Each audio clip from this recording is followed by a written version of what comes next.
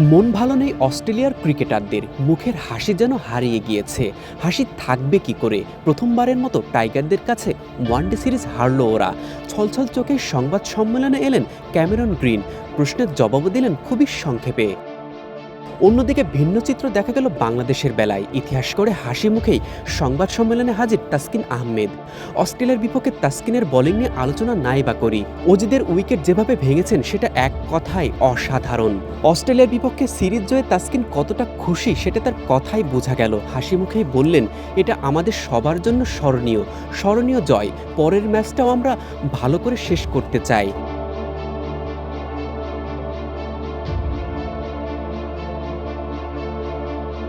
সংবাদ সম্মেলন শেষ করে সভাপতি তামিম ইকবালের সাথে ড্রেসিং রুমের সামনে হাতও মেলালেন তাসকিন। খুশি তামিম ইকবালও। কোচ মোহাম্মদ সালাউদ্দিন, মোহাম্মদ আশরাফুল ও তালহা জুবায়েরকে নিয়ে মাঠের মধ্যে সারলেন দীর্ঘ আলাপ। হয়তো পরের ম্যাচে জয়ের পরিকল্পনা সাজালেন, তবে এই জয় শুধু জয় নয়, এটা ইতিহাস।